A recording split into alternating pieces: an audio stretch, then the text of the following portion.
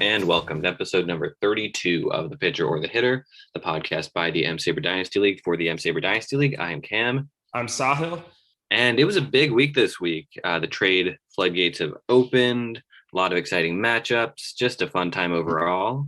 We're recording this on Monday. It's the end of Memorial Day weekend. How did you spend your holiday weekend, Sahil? Oh, man, it was a busy weekend. My cousin came into town.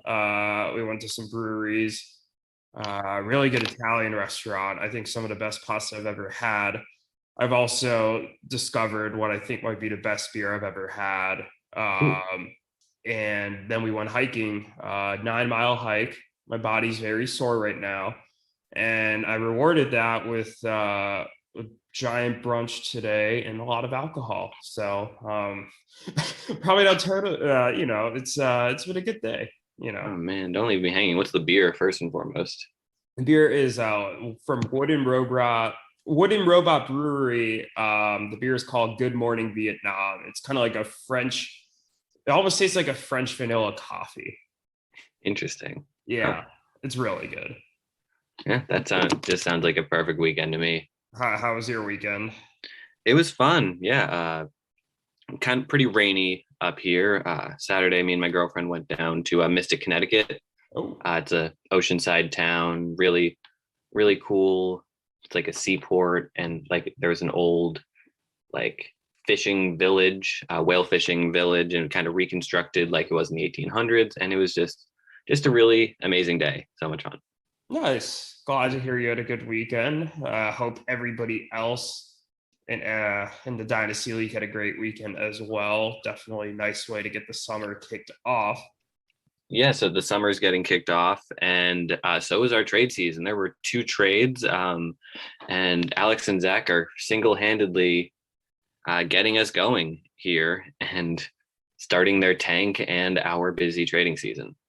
I gotta say, funnily enough, I was up in the mountains when the Machado trade came through to me. And I was getting a bunch of chats about that. And I was like trying to like walk up and like respond to all the chats about it. I was like, oh my God, like this is just nuts. I was not expecting it at that time, but definitely interesting to see these trades go down. Let's get into the first trade here. This one was between Alex and Erik. Alex traded Max Scherzer and Adolis Garcia to Erik for Emerson Hancock, Luis Campusano, and Daniel Espino. What are your thoughts on that trade, Cam? God, so first of all, I'll set the stage a little bit. I was really in talks with Alex on both Scherzer and Machado, the guy who he traded a couple days later. I was hoping I could get 1 or 2 of them, and I was thinking, all right, it's early. The trade deadline's not for 3 months, 2.5 months, so there's no huge rush to get these out, but I can maybe workshop some trades. I know I told you I was workshopping a blockbuster, and it was this, and we were kind of going back and forth about a few players that I would be willing to give up, and then suddenly I am blindsided by this trade, and I don't really know what to think about it. I mean, I feel like Scherzer's 37 years old? Yeah, let me confirm that number because this is actually very important here. Scherzer will turn 37 in July, right before the MLB trade deadline. Gotcha. So yeah, he is. Scherzer is old, and he's a guy that we all kind of figured that Alex would trade away at some point this year. And I feel like the return is solid. Emerson Hancock I like a lot. Campusano I'm not totally sure about. Daniel Espino is pretty good.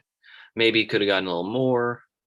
I'm not really sure what I think about the inclusion of Adolis Garcia, and that feels like something that Erik probably really pushed. Garcia, he just came out of nowhere this year. He's a total spark plug. He's one of the AL leaders in home runs at the time of recording. And I'm just kind of, these are the guys that Erik picks up. Yep. And I feel like this is the type of thing that maybe that inclusion could age badly. Maybe Eric's buying high, although maybe he's not buying super high, but buying a guy at his peak. But if he's not, then, and if Adolis Garcia is legit, I believe he's only 25 years old, then that's a really great pickup. And if that's the case, Eric wins this trade pretty handily. Adolis Garcia is 28. Oh, okay. I'll say this. I think the reason I slightly interrupted you to say yup was this is 100% an Erik player. A player with power, a player with speed, and a player who maybe had a little bit of a late breakout or kind of under the radar. Think like Teoscar Hernandez, think like Cole Calhoun, think Dylan Moore. Does Erik own Mike Yastrzemski? Because he should. He did at one point, and then he traded him away. And I think EVO owns him again. That's right. But he was somebody Erik was definitely targeting at one point this offseason. I will say, just to go deeper into Garcia, 16 home runs and 6 steals are great. The things that concern me a bit with him are the 323 OBP is not amazing. And while he does have a high batting average, it's 286, he's a 4.8% walk rate and a 29% K rate. I mean, those just aren't numbers that I necessarily love. I mean, the Statcast page tells a pretty solid story, actually. I mean, it has his exit velocities in top 5% of the league, top 2% in barrels, top 8% in X-Slug, top 8% in WOBA, top 6% in hard hit percentage. I mean, it's tricky. I almost wonder if he is just like, he doesn't necessarily have the highest of ceilings for fantasy just because of the OBP and the low walk rate, but he's a player that could be a solid like contributor for Erik if he could keep up kind of some of the maybe counting stats that he's put up with the homers and the stolen bases.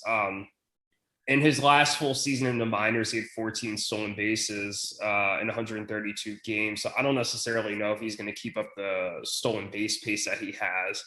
And if for whatever reason he falls under a 300 OBP, then he's not super valuable in my opinion, because at that point, I think he's just an overall detriment to your OBP and it cancels out, some of the homers and the ribbies. So I think you're dead on. This is more about Scherzer. I think that the return overall is decent. I mean, they're all ranked in the top 100 in Fangraphs, and in some cases actually like more like top 50 for like Campusano and Hancock. But I still think Alex needed to get one more prospect to make this a win for him. And Scherzer's showing no signs of slowing down. Yeah, I agree. Scherzer, I mean, he's showing no signs of slowing down, but he's got to slow down eventually. Although we say that about Nelson Cruz every year. Back to Garcia quickly. I was looking, he swings and misses a lot. He is in the 4th percentile of chase rate. There is a ton of swing and miss in his game, and I'm worried for Erik's sake that he's the type of guy that he has a hot month and they start pitching him a little differently, and he suddenly cannot hit the ball at all. It could be an Aristides Aquino type, and that's kind of the vibe I'm getting from him a little bit.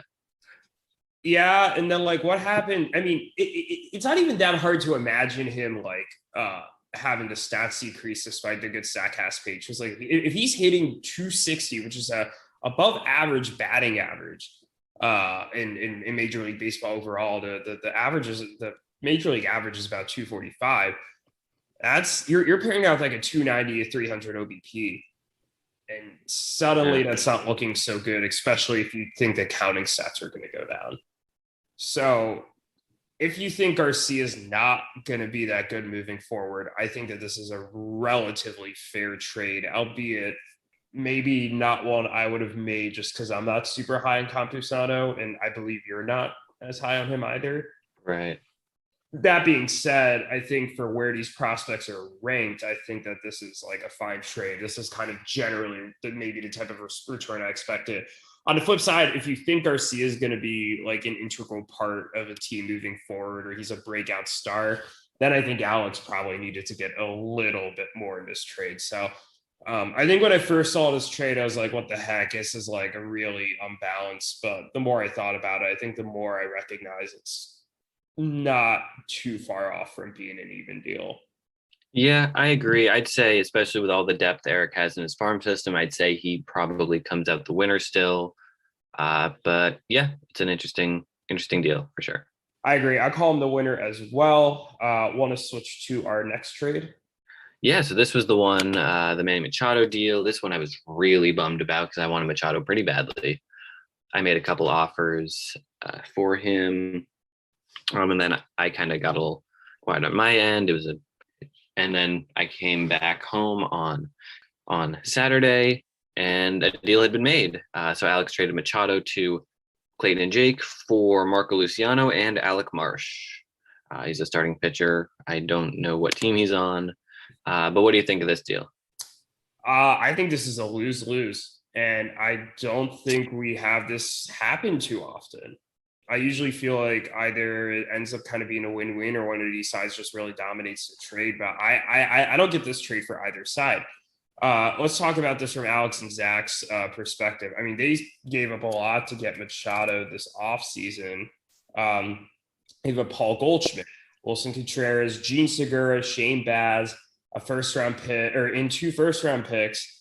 And they gave up or for Machado, Sean Murphy, Jesse Hahn, Emilio Pagan, and Ezekiel Duran. So essentially, like Murphy was a valuable piece, but like that deal was essentially for Machado. So to only give him up for Luisiano surprises me a little bit. I don't think Machado's value has tanked or anything. I get that he's not maybe having the best start to the season, but I feel like in that regards, they sold him a bit low. And generally, I think that like you're hoping that Luisiano one day turns into Manny Machado. So to compensate for that risk, I feel like you need to add a bit more upside to the trade. So I think another top 50 prospect and maybe another prospect after that with some upside would have made this a more fair trade for their side. I actually happen to like this better for them than I like this for Clayton and Jake for reasons I'm going to explain here in a second. But I still think that this trade was missing a couple prospects on their end. I'll talk briefly. I guess Alex, they're motivated to trade Machado. They're rebuilding. They're fully embracing the tank, and they saw the chance to get one of the best prospects who is available, and that's Marco Luciano. He's a top 10 prospect. Like you said, they're hoping to get another Machado for him who's in the future. They also got Alec Marsh. He's a Royal starting pitcher. He's pitching pretty well this year, 14.57 Ks per nine in his first 4 starts in Double A. Not super high on very many lists, but there are a lot of people who say he could maybe be top 100 by the end of the year. He just turned 23. So there's some upside there, especially since Kansas City's developing some good starting pitchers. But yeah, I agree. I don't love this trade a whole lot for either team. And Clayton and Jake, well, we'll talk about them in a bit. Yeah. So I'll get into Clayton and Jake first. They're 2-5-1, despite Ruthvik not really setting his lineup in the back half of the week. Their matchup was not particularly close, and I just wonder what a team with their record is doing trying to acquire a 29-year-old third baseman. Like I get it from the perspective that it's not bad value, but Luisiano is a top 10 prospect. He's nothing. He probably was their best prospect, depending on what you think of Mackenzie Gore. And it just, to me, feels like they probably should have held on to Luciano and seen kind of what they had. And maybe seen if, he could have developed into the next big thing, rather than try to compete now in a world where like you and I are very good and Erik is very good, EBO is very good, Anthony's really good. Conor looks like he's on the precipice of really breaking out here. Ruthvik, if I hadn't mentioned his team, like I was high on his team going into the season, but it just, I don't know. It needs work. I don't think that this was a solution. I don't think it was a bad value, but I question kind of the timing of the move. Yeah, well, as the owner of Clayton and Jake's upcoming first round pick, I am Certainly not disappointed by their struggles this year. But yeah, I agree.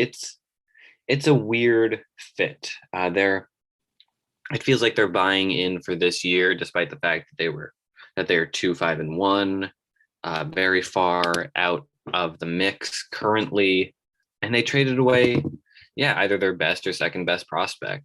And it's not like in year two, me making trades for Syndergaard and Wheeler when I just had prospects coming out of my ass, and I was able to trade guys as a win next year type move, which ended up working pretty well for me. This isn't that. They're pretty thin at prospect, and I know they have a lot of younger guys who have some upside. Robert Poisson, for example, Ravis Martinez, Christian Hernandez, but they're not super deep, and they traded away their crown jewel. And Yeah. I just don't. Yeah, I don't think it's the best fit. Certainly.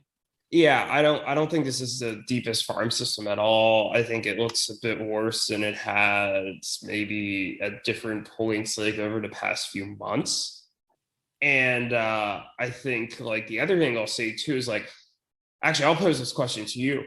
When do you think they're realistically going to compete? Like as a championship contender, maybe not like a mid-tier playoff contender. I don't know. It really. They need. I don't know. I don't know.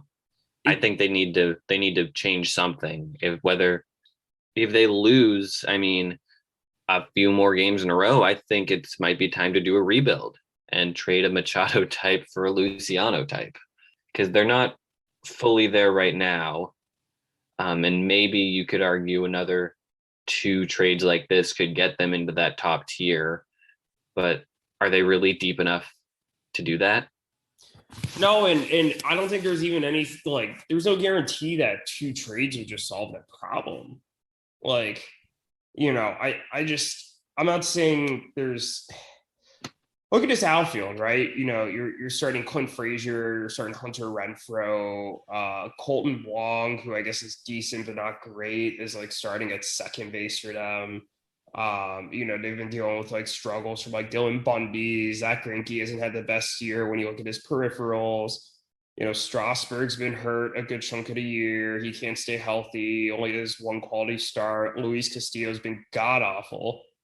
Some of these other starting pitchers are not great. I mean, they have Clevenger sitting on the IL, who knows what he's going to look like when he comes back. Second Tommy John.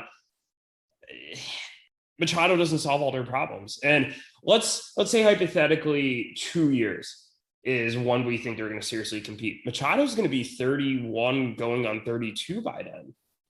And to me, it just doesn't fit with their timeline in that case. Yeah, I think it really sounds like they think they're going to compete now, which maybe a few things go their way. They did lose a couple close ones earlier in the year. So if a few things go their way, they could maybe compete for the 6th seed, for even maybe the 5 seed. But I think this feels like a win now move, or a like force ourselves back into the playoffs move. I think so too. And I think for that reason, even though Alex got less value, like I think just on like objectively, I think he lost the trade from a value perspective. I actually think they come out more as winners than Clayton and Jake, if that makes sense. I don't really know what to say there, or who came out on top. Yeah, that's fair. That's fair. Anything else we want to say about either of the trades? No, just that Alex's team is now 2-6, and they're fully embracing the rebuild. They were the 6th in the playoffs last year, losing to Ruthvik and Erik in the first round, but it seems their window has fully closed, and they're ready to start something new. Who do you think's the next player to trade, or just gets traded overall? So looking at their team, I know they've been shopping around Robbie Ray a lot. They look pretty desperate to unload him, and I'm guessing if they find a taker, maybe he'd be a good fit even with Clayton and Jake. But he's probably the next guy who they trade. It certainly seems like that's what they want to do. Yeah, I mean, I'd be curious to see if they could find a taker for Robbie Ray. I think a team that needs some cheap rotation depth could go for him. He actually has been pretty decent this year, which I guess maybe you have a too negative of a perception of Robbie Ray, but I think that the potential is definitely there. You Yeah. have 381 ERA, 339 xFIP, but a 511 FIP, so I can't tell which one's right and which one isn't. But you know what's crazy? He had a 784 walk per nine last year, and that is at Ooh. 2.25 this year. So good for him. But we shall see what happens. Maybe this opens the floodgates. No matter what, I'm excited. Let's dive into these matchups here.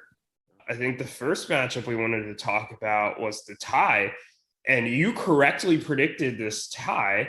I think I this might be did. the first tie that you've correctly predicted all year. It is. I'm 1 for 8 now. I'm very proud of myself. Yeah.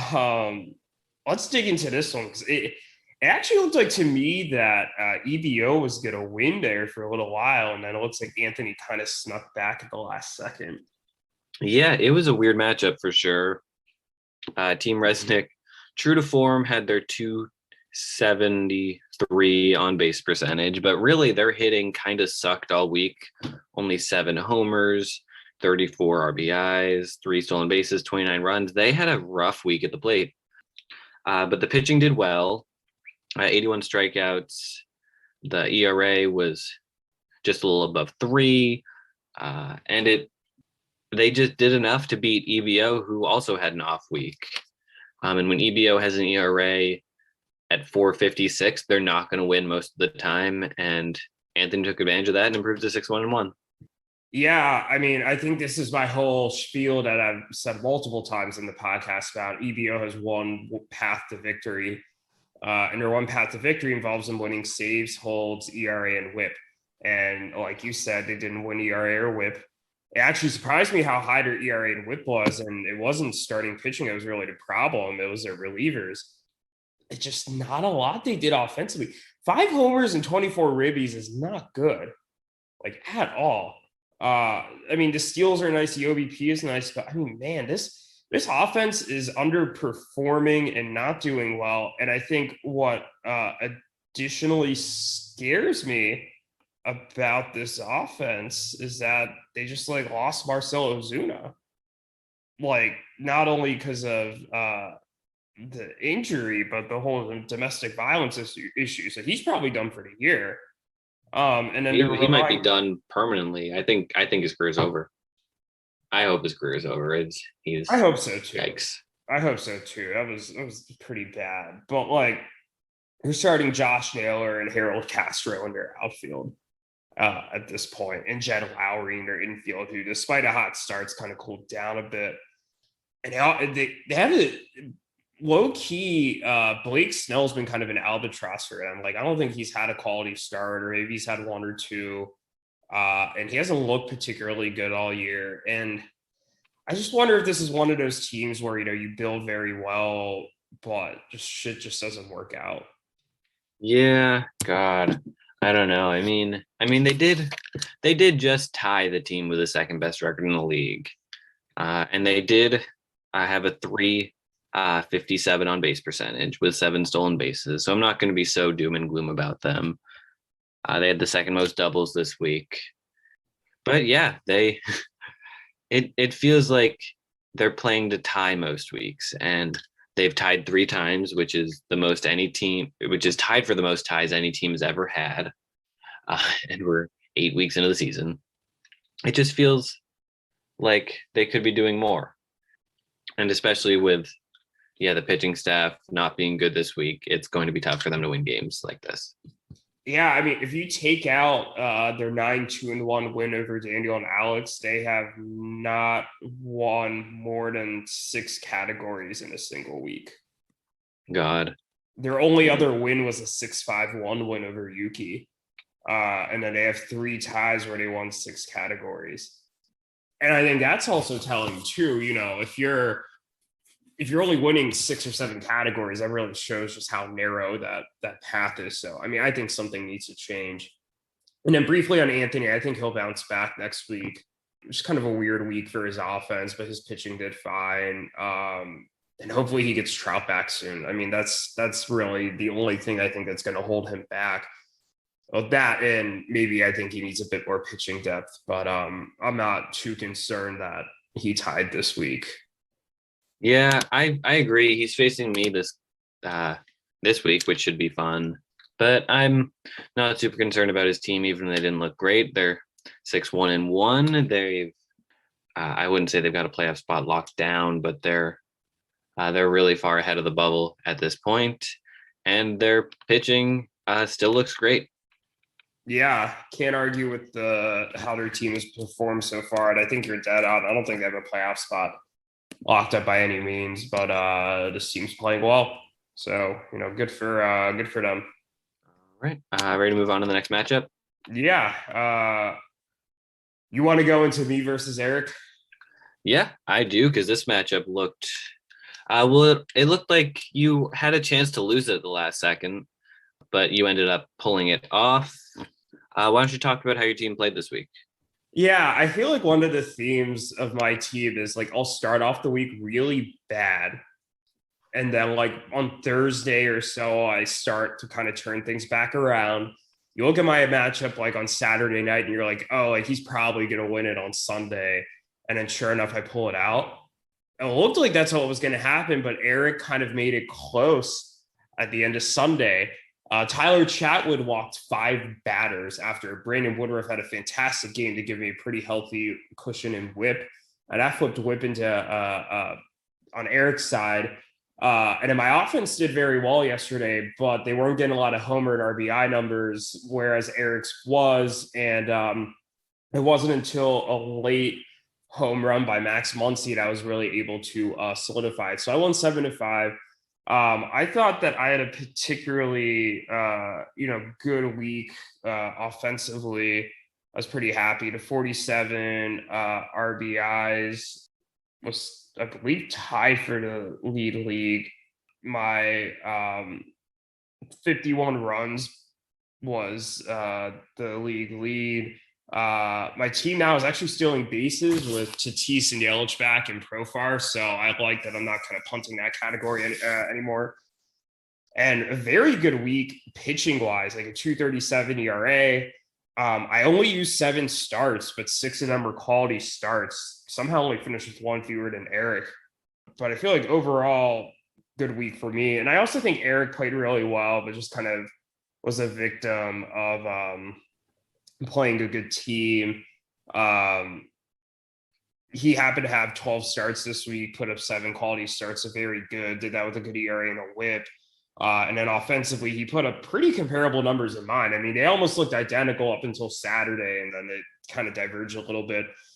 I will say my only concern with Erik's team is that he's not getting like saves or holds. So kind of like how we talked about EBO's pitching strategies being a bit one-dimensional, it almost feels a little that way with Erik. Like he doesn't really have a bunch of holds or saves guys. And if he's not winning maybe some of the other pitching categories during the week, it could spell trouble for him. And I think that right now is holding him back from reaching some of his potential.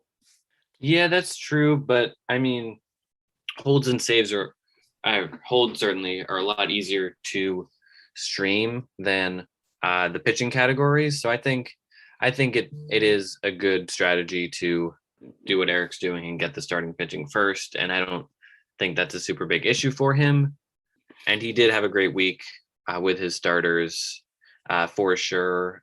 The ERA under 3, the whip under 1, 85 strikeouts. So I don't really see any causes for concern with that team. And they took the best team in the league to the wire.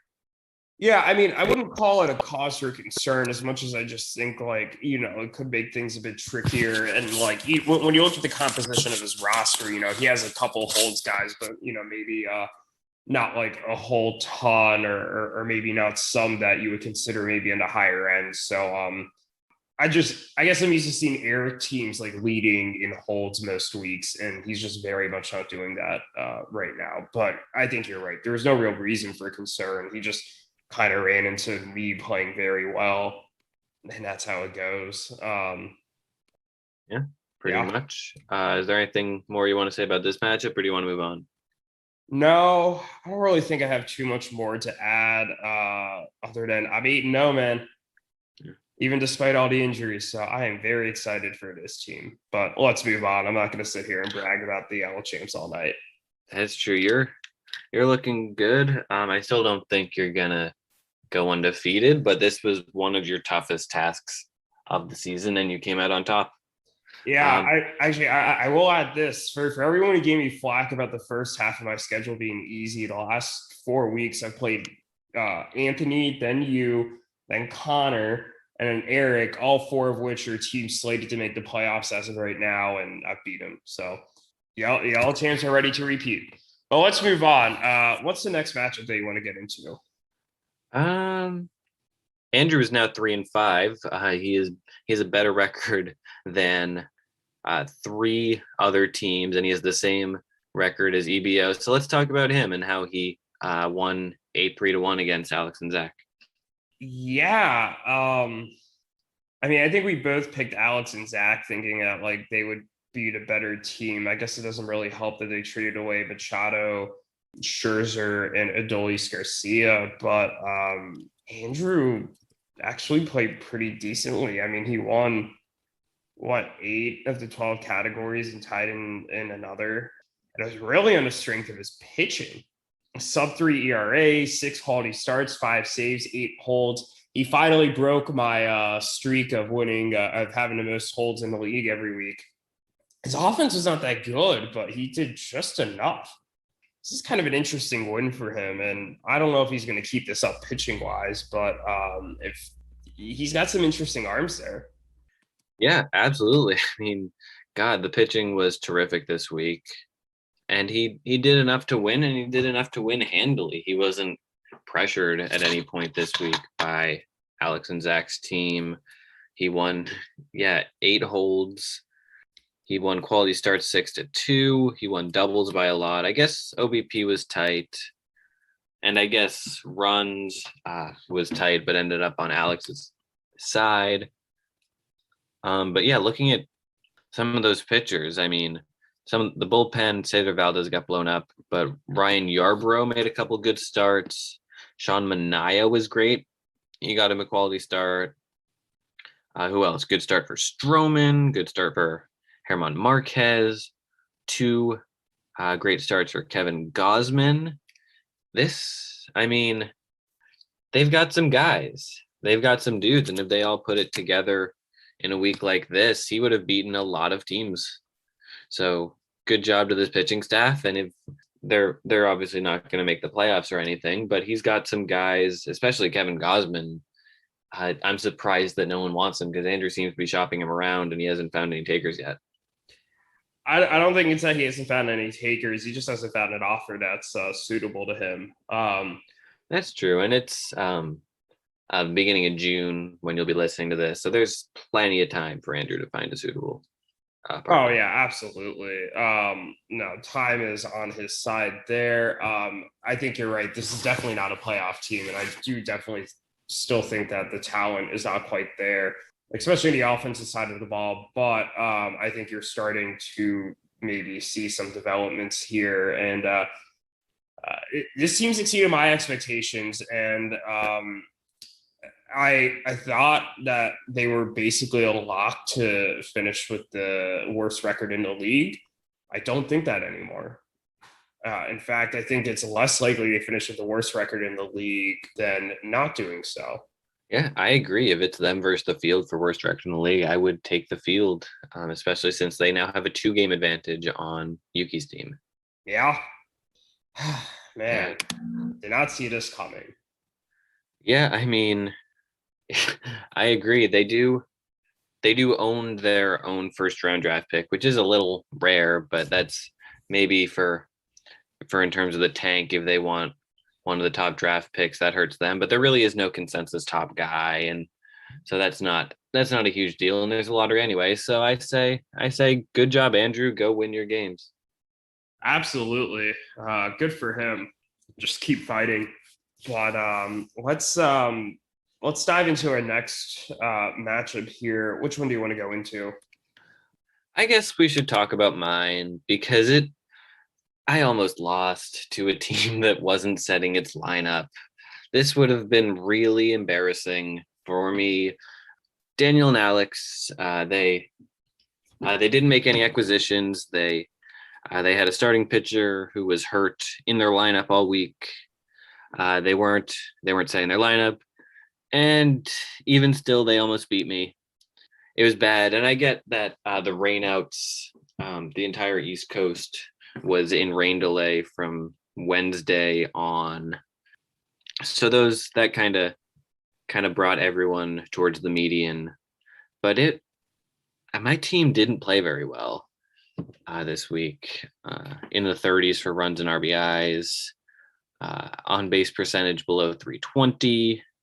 My ERA was over 4. I did get 6 saves, which was good. I was disappointed in how I played, and I felt really lucky to pull out the win. And on the last day, I was winning for a while. It looked like I was going to, at the very least, pull off the tie, but they got 3 stolen bases on the last day to tie that category up. And at that point, they were leading RBIs, so it looked like I was going to lose as of like 4 o'clock Sunday. But I was able to get a Joey Gallo home run to flip RBIs back in my direction, and I ended up getting OBP at the last minute. And Mark Canha came up because the Sunday night game got rained out. So the A's were playing, and what do you know? Mark Canha on their team is the final batter in the 9th of that game. If he hit a home run, there was a runner on base, it would have tied RBI and flipped on base percentage, which would have made the matchup 6-5-1 in their favor. It would have been the Rhys Hoskins special all over again. And he hit one very well off the bat. But the Oakland Coliseum is a large stadium, and the left fielder ran it down. He ran a long way to get it. It looked like a home run off the bat, even though it didn't go that far. And I pulled off the win. It's a sigh of relief for my team. Yeah, not a good week for your team, but I think this is just one of those situations where like even good teams kind of have off weeks. I think it's a testament to how good your team is that you were still able to pull it off. I think, like you said, it did look like you were going to lose or tie for a good chunk of the week, and you happened to pull it off. But and I really wish you had not pulled it off, but I fully expect you to bounce back next week. And I mean, huge win for you because it really helps you kind of keep pace with some of those other teams who are in the race for the number 2 seed. As I think you and I both think that the top seed is close to wrapped up, but I think the race for the number 2 seed is going to be pretty interesting. Yeah, that's true. And I will say I'm looking a little closer, and my week was, I guess, better than I'm giving it credit for. Offense was down all around the league, and with a lot of games being canceled, my terrible runs and RBIs and on base totals, all 3 of those were exactly 6th in the league this past week. So it's not like I was like 9th and the bellies were 11th in those. I was doing well, and they were doing well relative to what the rest of the league was doing. So I guess I'm feeling a little better now that I dig deeper into the league-wide stats this week. But even still, I won a week where I wasn't amazing, and I'll take it. I've now moved ahead of Erik into the 3rd seed, and I'm feeling okay. Oh, definitely. I think that your team is in pretty good shape. Definitely going to be interesting to see how these things shake out. But I think the only real surprise here was that it was as close as it was. Not really surprised that you won.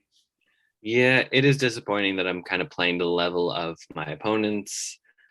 I've had all of my wins have been tight. I haven't had a comfortable matchup except for my comfortable loss to Erik. And I really, really just want to blow a team out 10-2 or something. I could use that right about now. Maybe you could blow out Anthony this week. We'll see. I mean, at the time of recording, I'm winning by a decent amount, but it is Monday, and and obviously that doesn't mean much of anything. Absolutely. We'll see what happens. It's going to be tricky. But you want to jump into the next matchup? Yeah, so there are two left. Do you have a preference as to which one we talk about first? I think the Ruthvik and Clayton and Jake matchup should be the next one that we get into. I know the Ruthvik and Nick have really been struggling the 2 weeks prior to this, and they really bounced back in a huge way this week. Some of the better RBI numbers in the league. I think they were tied with three for the league with 47. Kind of decent overall offensive stats.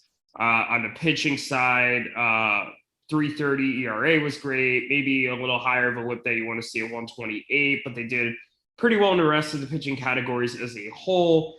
I think I was a bit less worried about this team overall than you were, just kind of based on our conversations the past couple of weeks. And I think that this kind of confirms that. And I think that they're going to be right in the thick of things. And I totally expect them to still probably get a playoff spot. I mean, nothing's a guarantee here, but I feel pretty good about where they are after 8 games.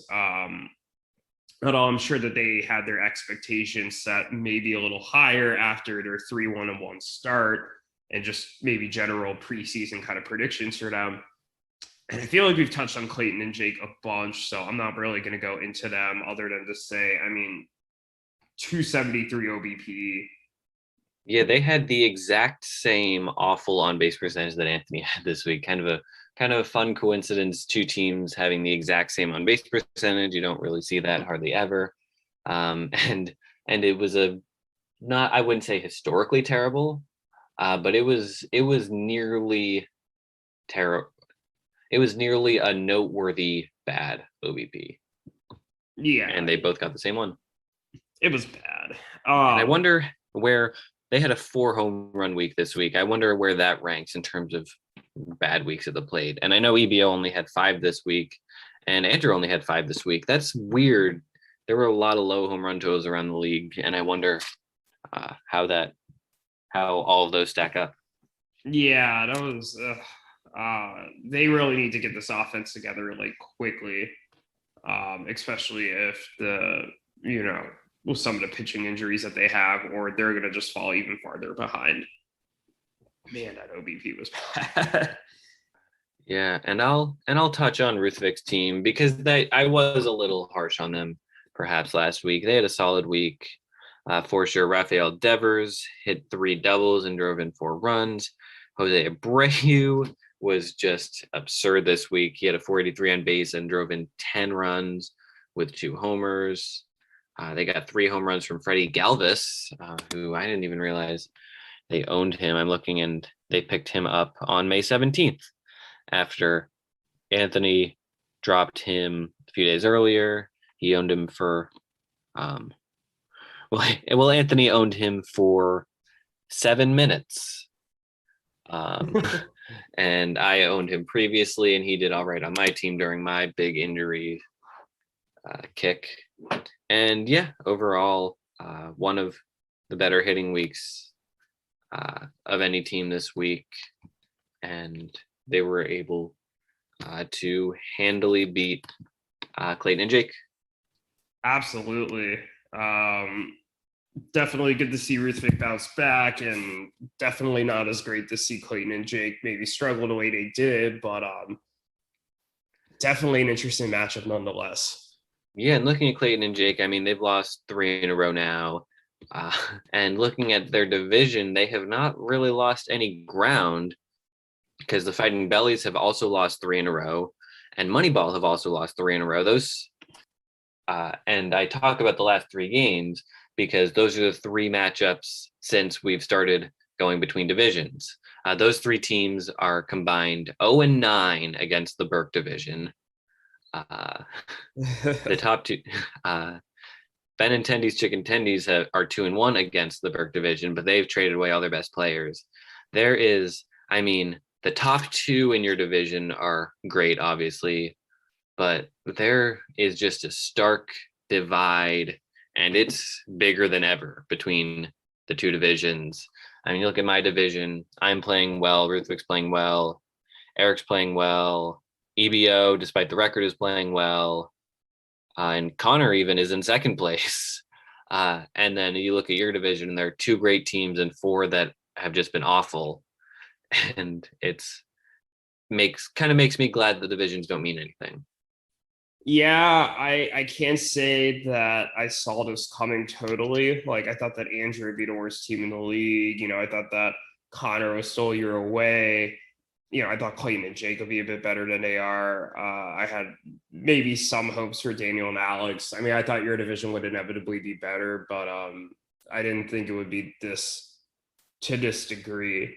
I think you're right. It's great that the divisions don't matter. If anything, this almost might benefit my decision or my division a little bit because we won't have the chance to play you guys or at least one of the teams in your division a second time. So, for example, I only get to play EBO once, whereas everybody else in my division gets to play him twice. Or, well, everybody else in the league gets to play him twice. So, yeah, just a crazy division split. Yeah, it is. It is pretty crazy. And the team, but yeah, there's a huge divide, especially given that Andrew's been playing like not the worst team in the league. And yeah, but moving on to the final matchup we have, and Conor's team improves to 5-3. They can't stop winning. And again, it's not like they're playing amazingly, but they did do just enough to beat Yuki and knock them to 1-7. Yeah, it actually looked like they were going to blow out Yuki at the beginning of the week. And then I think Yuki kind of caught his way back there towards the end. So it only ended up being a 6-4-2 victory. I actually think this happened to be one of Conor's better overall weeks. I mean, a 1.34 ERA and a 0.88 whip is fantastic. 4 quality starts is okay. 4 saves is okay. But I mean, the ERA and the whip really carry it there. And I think he did just enough offensively. Maybe not the most special week, but I think he had a fairly solid week. I think Conor is going to be in the mix for a playoff spot. I do think that it feels like there are like 7 teams right now that I feel relatively confident about, and they're competing for 6 spots. And it's, you know, me, Anthony, you, Erik, Ruthvik and Nick, Conor. I actually make that 8 teams because I think EBO's in that mix as well. And if I had to predict it, I think that Conor would be one of the 2 that's left out. But I don't think that like this team is bad or anything. I think they're just kind of a year away. Yeah, and I will say they had a better week than I gave them credit for. And Yuki had a solid week too, especially given how bad offenses were around the league. They had the 3rd highest runs total. Yuki had the most doubles in the league this week. Them and their doubles. Let me say, they had 7 stolen bases, which was part of a 4-way tie for second most. The on base wasn't great, but really Conor, he put together earlier in the season his record-breaking ERA and WHIP week, and this week was like a light version of that. The 1.34 ERA, the 0.88 WHIP are just absolutely tremendous. 2 of the best we've ever seen this season. And just looking together at some of his individual players, he got great weeks from Tristan McKenzie. Finally, Carlos Rodon had a phenomenal start. He's kind of the guy that if he's pitching well, then the rest of his team's pitching well. Lucas Giolito got 2 quality starts. And overall, I think Conor's pitching is as good as I had hoped it would be. And the team, I'm not fully ready to guarantee they'll be in the playoffs, but they're currently holding down the 4 seed. And they've got a little bit of a cushion for a late season collapse. And looking ahead towards this coming week. They're playing Daniel and Alex, who, if they continue not to set their lineups, that could be 6-3 for Conor. Definitely, yeah. This team's definitely doing very well. And, I think that, Conor is more than capable of making the playoffs. If he keeps rattling off wins like this, I mean, it doesn't matter in what form they come, but if he keeps pitching this well, and if he's able to hold down the fort just enough offensively, I mean, definitely he could be a playoff team. I guess I more have the expectation that the wheels are going to come off a little bit at some point just because of the youth of the team more than anything else. But very happy with, the way his team has been performing so far. If I was him, I'd be very happy because, they're doing very well. Yeah, me too. And I'm happy to give him credit. I spent all off season talking about him. And now that the season started and he's doing well, I want to make sure that I continue giving him credit. I feel like we've talked a lot about Anthony, but Conor has been equally surprising. Yeah, it's funny to me because I feel like some of the teams that we were really high in their off seasons have not been doing so well, and then vice versa. So like you and I, like when Hurricane Conor came down, I don't think either you or I had a positive reaction to any of those trades. You can correct me if I'm wrong. I know I didn't. Mm-hmm. But he's doing very well. In contrast, I liked a lot of the news that like Jake and Clayton made in the offseason, and it's just not working out for them. Even same to a degree with EBO. I think I was the biggest kind of EBO praiser all offseason, and they've gotten off to kind of a sluggish start. I mean, who would have seen 2 wins in 8 games for them? I mean, even despite the ties. So, we were confused as to why Conor would make a big trade and give up a lot for Ryan McMahon, but no one's questioning that now. He's been one of the best offensive players in the entire league. Tommy with that triple position eligibility. Yeah. Oh yeah. It's good for him, but he knows what he's doing, and let's see if he can keep proving us wrong. For sure. And are we ready to look at next week?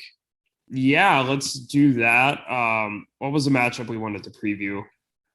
So there were a few, but with a nod to me playing Anthony in week 9, the one that we wanted to focus on was your matchup against Ruthvik and Nick, and that really comes down to the starting pitching matchup for sure. I mean, you've got 14 starters going, and Ruthvik is getting 2 start weeks from both DeGrom and Bieber. Is that right? Yeah, I think in a normal world, I think we would have picked your matchup because I definitely think there's a lot more in terms of playoff implications. And actually, I'll speak to that briefly. I think that's really going to be the test of, who ends up getting the number 2 seed. I think Anthony has it right now because of how he started out, but I don't think that necessarily means that he is the second best team in the league. I think that you're closer to kind of the top of the food chain here than he is, but your record's not necessarily reflecting it. And I think that this is a great opportunity for you to really kind of assert yourself and maybe kind of take yourself over him in the standings, especially if Anthony's tie this week. I think that and with the fact that you won, so you already gained some ground, that you could really position yourself as a favorite to secure the second bye. So I didn't want to just give it a slight nod. I wanted to make sure we actually kind of went a little bit in depth on your matchup. I don't know if you had any quick thoughts before we turn to my matchup, but no, you pretty much nailed it. If I win, I'll still be a half game behind him in standings, but I will have the head-to-head win in my pocket just going forward. Yeah, and then a loss would, I think, put you 2.5 back. Yeah, that'd be pretty devastating, and pretty much assuring Anthony as a top 4 team going forward. Yeah, so I think that the playoff implications here are pretty significant, and I think this is a matchup that we'll be watching pretty closely throughout this week. I know that I will be having an eye on that in addition to my matchup, and so far it's kind of been a interesting bag of results for you two. Obviously, we're recording this on a Monday, and not on Sundays. So we've been able to see a little bit of the Monday games. You have captured the early lead, although that's not really based on too much. So that'll be interesting. Turning quickly to my matchup, I think the only real reason it's interesting to me, despite the fact that I think both Ruthvik and I will be playoff teams, is that just the quality of the starting pitchers that are going. I have Urquidy, Flaherty, Fried, Nola, Hendricks, and Sonny Gray, all with 2-start weeks. That's a lot. And I have 15 starts total on the roster, although I'm guessing I'm not going to start Patrick Corbin. So it's going to end up being 14, thanks to the ESPN loophole, which you very much do not like.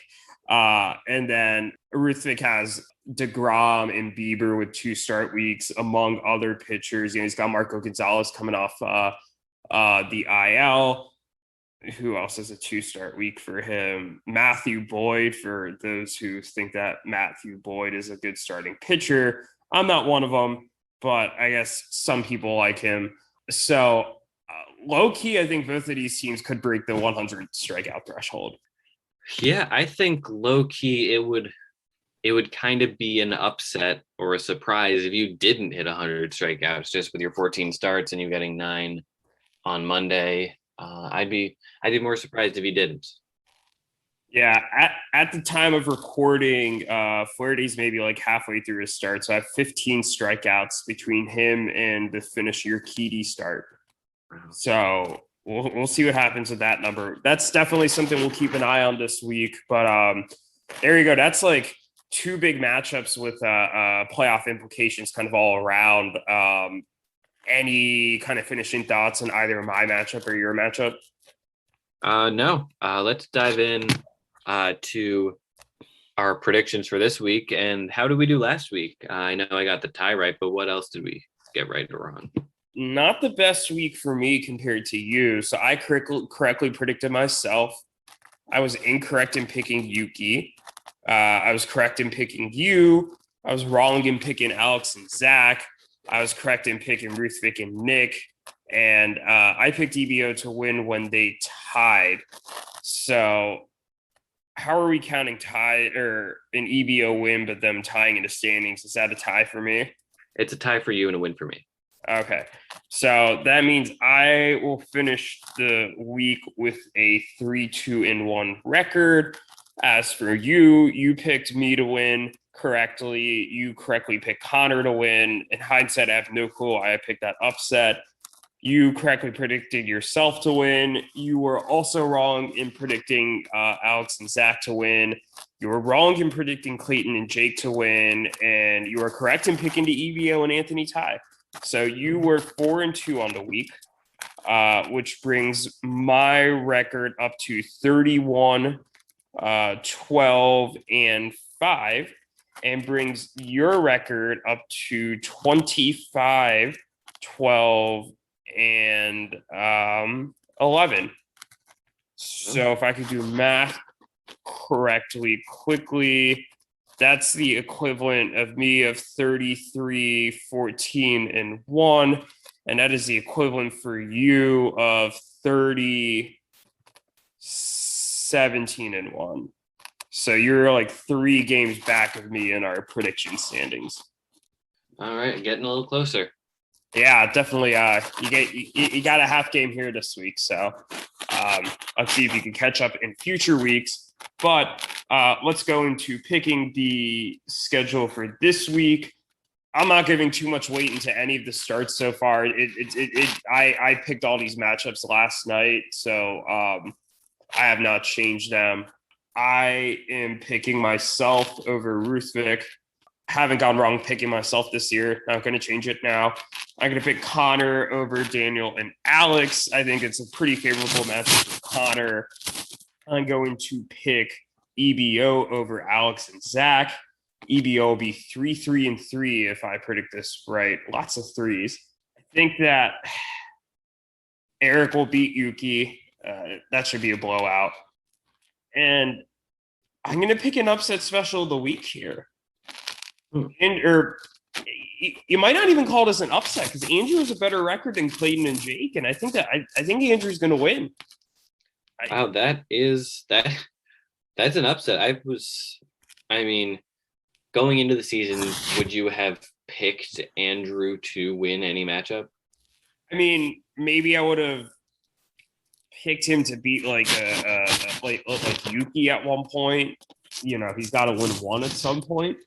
But no, I would not have predicted that I would be like picking Andrew. And I don't think this is the first time I've picked him either. I have this written down here. Yeah, I've picked Andrew before. I picked him to beat Daniel and Alex at one point, actually. So this is crazy, man. But the last matchup is you and Anthony. And I'm having a really tough time picking this one. And I don't want to cop out and pick a tie. So I'm going to say that you are going to win in a very close matchup. But I mean, I could change my mind about that tomorrow. It's going to be really close. Yeah. All right. So I'm picking now. I'll save my matchup for last. Yeah. I think Conor will beat Daniel and Alex. I think EBO will beat Benintendis. I think Clayton and Jake will bounce back and beat Andrew this week. I think you're going to beat Ruthvik. I think Erik's going to beat Yuki. Oh, God, I haven't picked a tie, have I? Oh, are you going to pick yourself to tie? No, I've gotten the tie right. I'm going to not pick a tie this week. Just kind of let it bask. And I'm going to pick myself. I think I match up pretty well against Anthony's team. They've won mostly by virtue of pitching and pitching volume a lot of the times, but I think I can beat them in that. And I think I'll blow them out on base, and they'll probably take a couple of the hitting categories from me, but I think I'll have enough. I match up pretty well against them. Great picks. I think that your analysis is pretty spot on for why I was going to pick you over Anthony, although he's not going to be an easy out by any means. I think it's going to be a really close matchup. So you and I only differ on one pick this week. I picked Andrew, you picked Clayton and Jake. So let's see which one of us is right there. That's an interesting split for us.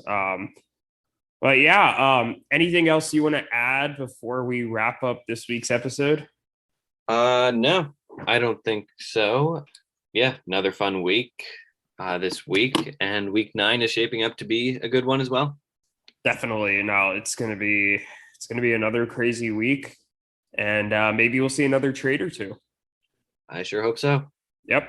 All right. Well, until next time. All right. Take care.